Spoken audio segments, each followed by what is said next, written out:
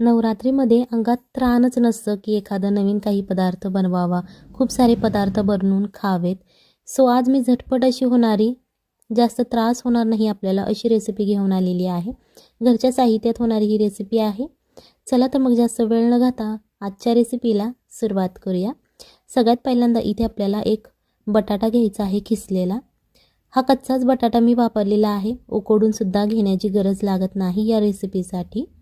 So एक कच्चा बटाटा घ्यायचा, त्याचे साल काढून घ्यायचे आणि तो छान असा किसून घ्यायचा आहे. किसल्यानंतर तो स्वच्छ पाण्याने धुवून घ्यायचा, जेणेकरून तो लाल पडणार नाही. एक किसलेला बटाटा आपल्याला बाउलमध्ये घालून घ्यायचा आहे. थोडासा असा पसरवून घ्यायचा, जेणेकरून बाउलमध्ये तो छान असा पसरला जाईल. याच्यानंतर आपल्याला 1 कप शेंगदाणे घ्यायचे आहेत. हे कच्चे शेंगदाणे आपण वापरायचे आहेत, पण हे शेंगदाणे मी धुवून घेतलेले आहेत, जेणेकरून ते थोडेसे नरम होतील आणि त्याची साल नरम होईल.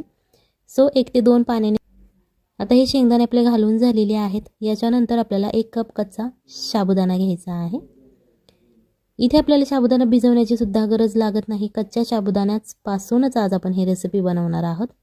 सो हा साबुदाणा सुद्धा यामध्येच आपल्याला घालून घ्यायचा आहे बटाट्याच्या वरती. याच्यानंतर आपल्याला 1 कप कोमट पाणी घ्यायचं आहे. इथे हा मी मोठा कप वापरलेला आहे. सो जो आपल्या घरात नेहमीचा छोटा कप असतो तो जर तुम्ही वापरला तर तुम्हाला 2 कप इथे पाणी घ्यावं लागेल. आणि जर असा तुमच्याकडे मोठावाला कप असेल तर तुम्ही 1 कप घेऊ शकता पाणी. फक्त हे पाणी कोमट घ्यायचं आहे, गार अजिबात घ्यायचं नाही. सो आता हे पाणी आपल्या यामध्ये घालून झालेलं आहे. याच्यानंतर हे सगळं आपल्याला छान असं मिक्स करून घ्यायचं आहे, जेणेकरून ते एकसारखं मिक्स होईल आणि पाण्यामध्ये बुडलं जाईल. अशा प्रकारे हे पाणी आपल्याला इथे घ्यायचं आहे. पाण्याचं प्रमाण लक्षात ठेवण्याची इथे गरज लागत नाही. फक्त एकच गोष्ट लक्षात ठेवायचं की हे सगळं छान असं पाण्यामध्ये बुडलं पाहिजे. व्हिडिओ आवडत असेल तर व्हिडिओला लाईक करा आणि जर चॅनलवर नवीन असाल तर चॅनलला सबस्क्राईब करा. हे आता आपल्याला 10 मिनिटासाठी असं झाकून ठेवायचं आहे. आणि जर तुम्हाला व्हिडिओ आवडत नसेल तर तुम्ही डिसलाईकसुद्धा करू शकता आणि मला कमेंट करू शकता. यानंतर आपल्याला एक मिक्सरचं भांडं घ्यायचं आहे. त्यामध्ये 1 ते अर्धा चमचा तुम्ही जिरे घालू शकता. त्याच्यानंतर आपल्याला तिखटपणा येण्यासाठी 3 हिरव्या मिरच्या घ्यायच्या आहेत. जर तुम्हाला जास्त तिखट आवडत असेल तर तुम्ही मिरचीचं प्रमाण वाढवलं तरीही चालेल. आणि जर तुम्ही तुमच्या लहान मुलांसाठी ही रेसिपी बनवत असाल तर मिरची एकदम कमी प्रमाणात वापरा, जेणेकरून त्यांना तिखट लागणार नाही. इथे आपल्याला एक आल्याचा तुकडा घ्यायचा आहे आणि तो चाकूच्या मदतीने बारीक असा चिरून घ्यायचा. जर तुम्हाला आलं जास्त आवडत असेल तर तुम्ही इथे 2 तुकडे आल्याचे वापरले तरीही चालतील. जर उपवासाला तुमच्याकडे आलं चालत नसेल तुम्ही स्किप करू शकता, नाही घातलं तरीही चालेल. थोडंसं पाणी घाला आणि हे छान असं मिक्सरवरती बारीक करून घ्या. एकदम जास्तही बारीक करण्याची गरज लागत नाही. मीडियमचं तुम्ही बारीक करून घेतलं तरीही चालेल, कारण इथे आपल्याला थोडंसं पाणी यूज करायचं आहे, नाहीतर याची टेस्ट बदलते. सो त्याच्यासाठी आपण हे जाडसर असंच वाटून घेतलेलं आहे. इथे एक पॅन घ्यायचा आहे. या पॅनमध्ये आपल्याला 2 चमचे तेल घालायचं आहे. जर तुम्हाला तूप किंवा बटर आवडत असेल तुम्ही ते घातलं तरीही चालेल. तेल गरम झाल्यानंतर आपल्याला अर्धा चमचा मोहरी घालायची आहे. इथे एक टीप आहे, जर मोहरी तुमच्याकडे उपवासाला चालत नसेल तुम्ही स्किप करू शकता. यामध्ये थोडंसं जिरं घातलं तरीही चालेल, अर्धा चमचा फोडणीसाठी. आणि जो आपण मसाला तयार करून घेतलेला आहे तो घालून घ्यायचा आहे. अर्धा चमचा लाल तिखट घालायचा आहे. हे लाल तिखट आपल्याला मिरची पावडर वापरायची आहे, गरम मसाला नाही वापरायचा. 1 चमचा पांढरे तीळ घालायचे आहेत आणि थोडीशी हळद घालायची आहे. आता हे आपले मसाले घालून झालेले आहेत. आता हे छान असं आपल्याला मिक्स करून घ्यायचं आहे, जेणेकरून आपण जे मसाले घातलेले आहेत ते छान आणि चवसुद्धा खूप छान येईल.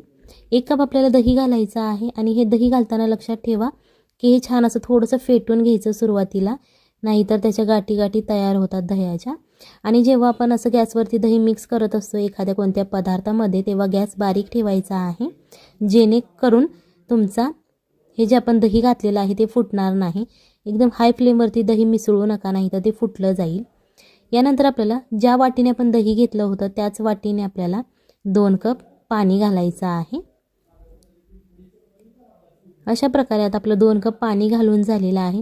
याची सुरुवातीला एक उकळी काढून घ्यायची आहे, जेणेकरून आपण जे मसाले घातलेले आहेत ते छान असे शिजले जातील. नवरात्रीमध्ये उपवास असतो आपला, त्यामुळे आपल्या शरीरात त्राण बिलकुल नसतं. तेव्हा एक्स्ट्रा काही करून खाण्याची अजिबात इच्छा नसते, तेव्हा हा पदार्थ तुम्ही बनवू शकता. इथे अर्धा ते 1 चमचा लाल तिखट घालायचा आहे. पण इथे लक्षात ठेवा की इथे फक्त तुम्हाला मिरची पावडर यूज करायची आहे. याच्यानंतर आपल्याला एक उकडलेला बटाटा घ्यायचा आहे आणि हा बटाटा आपल्याला चाकूच्या मदतीने असा चिरून घ्यायचा आहे. जर तुम्हाला असा चिरता येत नसेल तर तुम्ही हाताने फोडून घातला तरीही चालेल किंवा तुम्ही हा बटाटा खिसून घातला तरीही चालेल. फक्त उकडलेला बटाटा हवा, जेणेकरून रेसिपी झटपट होते आणि चवही खूप छान लागते उकडलेल्या बटाट्याची. चवीनुसार मीठ घाला आणि हे एकदा मिक्स करून घ्या. जास्त वेळ लागत नाही शिजवायला, 2 मिनिटात हे शिजून जातं. आता आपण ज्याच्यावरती झाकण ठेवलं होतं ते आपल्याला काढून घ्यायचं आहे.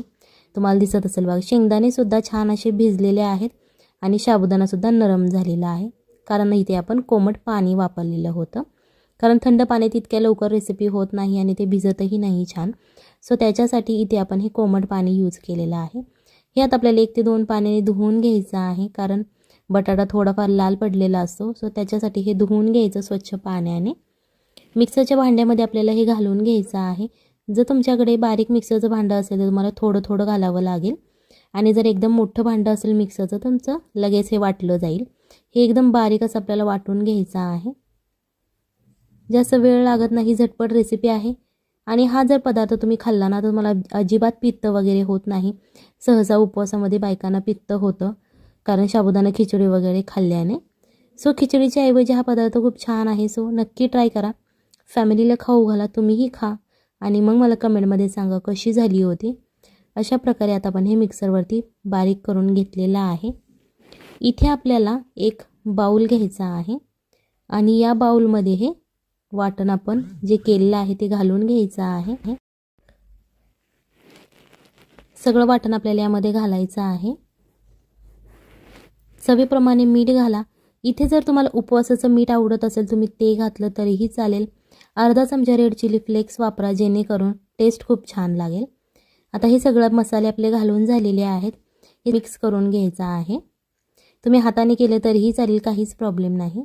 त्याच्यानंतर गॅसवरती छोटासा पॅन ठेवायचा आहे, तेल घालायचं आणि याच्यामध्ये हे अशा प्रकारे पसरवून घ्यायचं आहे. इथे तुम्ही तुमच्या इच्छेनुसार पसरवू शकता. जर तुम्हाला जास्त जाड हवं असेल, आवडत असेल तर जास्त जाड घाला किंवा पातळ असं घालू शकता. एका बाजूने छान असं आपल्याला क्रिस्पी असं फ्राय करून घ्यायचं आहे. जर तुम्हाला बटर किंवा तूप आवडत असेल तुम्ही त्यामध्ये फ्राय केलं तरीही चालेल, टेस्ट खूप छान लागते. आता हे एका बाजूने फ्राय झालेलं आहे. आता हे आपल्याला पलटी करून घ्यायचं आहे आणि असं चमच्याच्या मदतीने ते दाबत दाबत आपल्याला भाजून घ्यायचं आहे, जेणेकरून ते लगेच भाजलं जातं. फक्त ते गोष्ट लक्षात ठेवा की एकदम हाय फ्लेम करू नका, नाही तर ते भाजल्यासारखं तुम्हाला वाटेल पण आतून कच्चं राहील. सो मीडियम आचेवरती हे असं दाबत दाबत तुम्ही भाजून घ्या. जास्त वेळ लागत नाही. असे जेव्हा त्याला डाग पडतील थोडे थोडे समजून जा की ते भाजलेलं आहे आणि खाण्यासाठी तयार आहे. थोडं थोडं हे दाबत आपल्याला भाजून घ्यायचं आहे. तुम्ही वरतून कोथिंबीर वगैरे घातली याच्यावरती तरीही चालेल. अशा प्रकारे आता हे छान असं तयार झालेलं आहे. 1 वाटी पिठाचे 2 ते 3 असे तयार होतात. मोठी साईज केली तर 2 नक्कीच तयार होतात. अशा प्रकारे आता तुम्ही असं सर्व करू शकता, जेणेकरून खाण्यासाठीही खूप छान दिसतं ते आणि चवही खूप छान लागते. बटाटा असं सर्व करून घ्यायचा. त्याच्यानंतर आपण जे पराठे तयार केलेले आहेत ते तुम्ही सर्व करू शकता. थोडंसं वरतून बटर किंवा तूपसुद्धा घालू शकता, जेणेकरून चव खूप छान लागेल. आणि ही हेल्दी रेसिपी आहे, त्यामुळे उपवासामध्ये तुम्हाला जळजळ वगैरे असं काहीच होणार नाही. सो नक्की घरी ट्राय करा, खाऊन बघा आणि मग मला कमेंटमध्ये सांगा कशी झाली होती. जर तुम्ही आपल्या इन्स्टा आय डीला अजून फॉलो केलं नसेल तर त्याचे लिंकसुद्धा मी डिस्क्रिप्शन बॉक्समध्ये दिली आहे. तेथून तुम्ही फॉलो करू शकता आणि नवनवीन व्हिडिओचे अपडेट मिळवू शकता. चला तर मग भेटूयात पुढच्या अशाच एका नवीन रेसिपीमध्ये. तोपर्यंत बाय बाय, टाटा.